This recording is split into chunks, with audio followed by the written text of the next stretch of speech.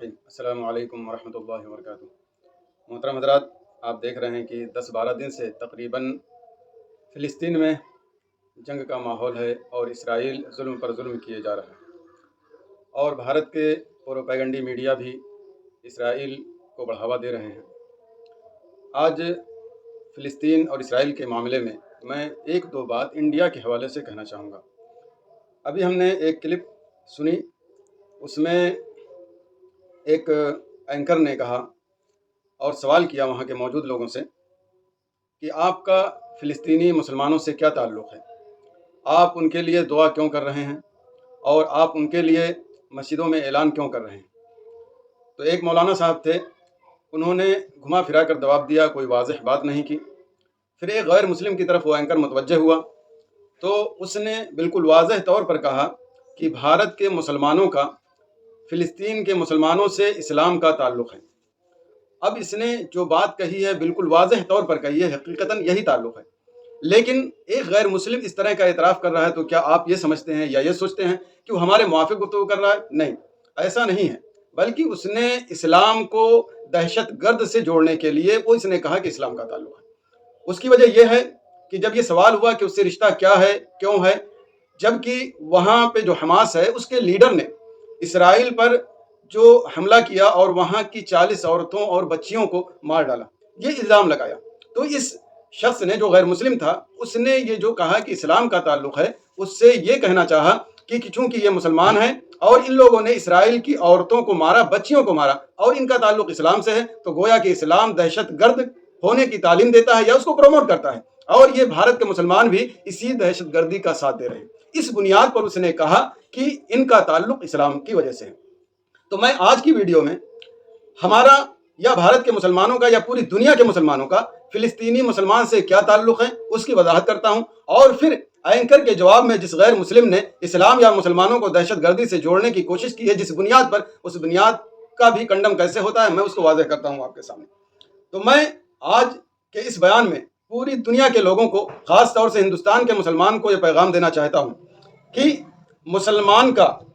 پوری دنیا کی انسانیت سے دو طرح کا تعلق ہے۔ سب سے پہلا تعلق اسلام کی بنیاد پر ہے اور دوسرا تعلق انسانیت کی بنیاد پر ہے۔ اب اسلام کے اعتبار سے ہمارا فلسطین سے بھی تعلق ہے اور دوسرے جگہ کے مسلمانوں سے بھی تعلق ہے، اور اس تعلق کو خود قرآن مجید پورے طور سے واضح طور پر بیان فرماتا ہے، انما المؤمنون اخوہ، بے شک مسلمان مومن جو ہیں یہ آپس میں بھائی بھائی ہیں، اور حدیث شریف میں ہے کہ مومنین کی مثال آپسی خالص محبت میں، آپسی دلی لگاؤ میں اور آپسی شفقت میں ایک جسم کی طرح ہے۔ اگر جسم کو کوئی تکلیف پہنچتی ہے، جسم کے کسی عضو کو، کسی حصے کو تکلیف پہنچتی ہے تو پورا جسم بخار کی وجہ سے اور رات میں بیداری کی شکایت کرتا ہے، اور یہ ایک عضو کی بنیاد پر سارا جسم تکلیف محسوس کرتا ہے۔ تو صرف ایک آیت اور حدیث کی روشنی میں یہ بات واضح ہو گئی کہ بھارتی مسلمان یا پوری دنیا کے کسی بھی مسلمان کا فلسطینی مسلمان سے جو تعلق ہے وہ اسلام کی بنیاد پر ہے، وہ ایمان کی بنیاد پر ہے، وہ مسلمان ہونے کی بنیاد پر ہے۔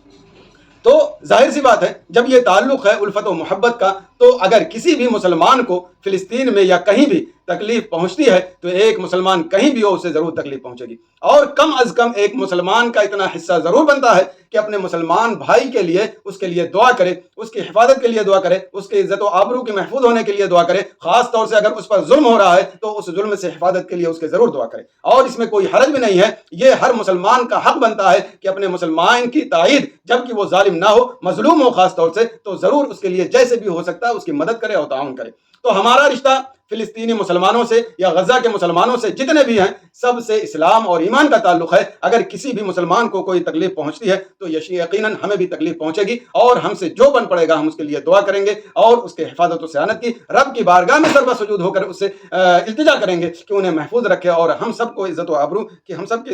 کی حفاظت فرمائے۔ اور حدیث کی مثال سے یہ واضح ہو گیا کہ سارے مسلمان ایک روح اور ایک جسم کی طرح ہیں، ایک روح اور ایک جسم کی طرح ہیں، کہ اگر ایک جسم کو کہیں بھی تکلیف پہنچ جائے، کسی کی انگلی کٹ جائے اور کہیں ہاتھ پیر میں چوٹ لگ جائے تو پورا جسم تکلیف محسوس کرتا ہے، جبکہ ایک حصے میں ہی کہیں لگی ہے۔ اسی طرح ایک مسلمان کا معاملہ ہے، اور ایسا ہی ہونا چاہیے کہ ایک مسلمان کو اگر تکلیف پہنچے تو سارے مسلمانوں کو اس کا احساس ضرور ہونا چاہیے۔ اگر احساس نہیں ہوتا ہے تو ایسے مسلمان کا احساس مر گیا ہے، ضمیر مر گیا ہے، اس کے اسلام کا کریکٹر مر گیا ہے۔ اس لیے ہمیں اور ہمارا یہ حق بنتا ہے کہ اسلامی تعلق کی بنیاد پر اور مسلمان کے تعلق کی بنیاد پر ہم ایک دوسرے کے لیے کم از کم دعا ضرور کریں۔ یہ تو اسلامی تعلق تھا، ایمانی تعلق تھا، اسلام کا تعلق تھا۔ اب انسانی تعلق، غیر مسلم ہو یا کوئی بھی ہو، ان کے ساتھ ہمارا ایک انسانی تعلق بھی ہے۔ مسلمان سے تو اسلامی اور انسانی دونوں تعلق ہے، لیکن غیر مسلم سے انسانی تعلق ہے۔ یعنی اگر کہیں بھی کسی غیر مسلم پر ظلم ہوتا ہے تو ہم کبھی ظالم کا ساتھ نہیں دیں گے، وہ دنیا کے کسی کونے میں بھی رہتا ہو۔ ہاں، جو مظلوم ہے اس کے ساتھ ضرور کھڑے ہوں گے اور اس کے حق کی بات کریں گے۔ اور یہ خود قرآن فرماتا ہے کہ ظالم اگر کوئی شخص ہوتا ہے تو اس کے لیے دنیا میں بھی خسارہ ہے اور آخرت میں بھی نقصان ہے اس کا۔ چنانچہ اللہ تبارک و تعالیٰ ارشاد فرماتا ہے وَلَا يَزِيدُ الظَّالِمِينَ إِلَّا خَسَارًا، اور جو ظالم لوگ ہیں اللہ تبارک و تعالیٰ ان کے نقصان اور خسارے میں اضافہ ہی فرماتا ہے۔ تو ایک مسلمان کبھی بھی کسی ظالم کے ساتھ کھڑا نہیں ہو سکتا۔ اگر کھڑا ہوتا ہے تو وہ فالٹ ہے، قرآن کے خلاف ہے، حدیث کے خلاف ہے، مذہب اسلام کے خلاف ہے، ہم اس کا کبھی ساتھ نہیں دے سکتے۔ تو کہنے کا مطلب یہ ہے کہ ایک مسلمان، چاہے وہ مسلم کے ساتھ ظلم ہو چاہے غیر مسلم کے ساتھ ظلم ہو اور دنیا کے کسی کونے میں ہو، ایک مسلمان کبھی ظالم کے ساتھ کھڑا نہیں ہو سکتا، بلکہ مظلوم کے ساتھ ہی اسے ہمدردی ہوگی۔ اس کا تعلق اسلام اور مسلمان سے نہیں ہے، بلکہ ظالم جو ہے اس کا ہر جگہ کنڈم کیا جائے گا، اس کی مخالفت کی جائے گی اور اس کا کبھی ساتھ نہیں دیا جائے گا، اور مظلوم کے ساتھ ہمیشہ ہمدردی ہوگی۔ تو بہرحال اسلام کے ماننے والوں کا دو طرح کا تعلق ہے، ایک اسلامی تعلق، ایک انسانی تعلق، اور دونوں صورتوں میں آپ یہ اسلام واضح کرتا ہے کہ کسی مسلمان کا ظالم سے کوئی تعلق نہیں ہو سکتا اور نہ ہی ظالم کا ساتھ دے سکتا ہے، بلکہ ہمیشہ وہ مظلوم کے ساتھ اسٹینڈ ہوگا اور جس کے ساتھ ظلم کیا جاتا ہے اسی کا ساتھ دے گا۔ مجھے بہت تعجب ہوتا ہے جو لوگ خاص طور سے اپنے غیر مسلم جو ہندوستان اور بھارت میں رہنے والے ہیں، جب وہ کہتے ہیں کہ اسلام کے ماننے والے خالص وہی دہشت گرد ہوتے ہیں اور اس طرح کی باتیں کرتے ہیں، جبکہ بڑے لیڈر جو گاندھی جی اس سے پہلے گزرے ہیں ان کو مارنے والا غیر مسلم ہے، اندرا گاندھی کو مارنے والا غیر مسلم ہے۔ تو صرف اسلام کے ساتھ دہشت گردی کو جوڑنا یہ بالکل غلط ہے۔ اگر کوئی بھی ظلم کرتا ہے تو اس کا ساتھ نہیں دیا جائے گا، وہ چاہے مسلم ہو یا غیر مسلم ہو۔ اسلام کا لوگوں کو اسٹڈی کرنے کی ضرورت ہے۔ حضور نبی کریم صلی اللہ علیہ وسلم کو جب مکہ شریف سے نکال دیا گیا اور وہ مدینہ شریف چلے گئے، واپس جب آئے اور مکہ شریف میں جب آپ کا غلبہ ہوا،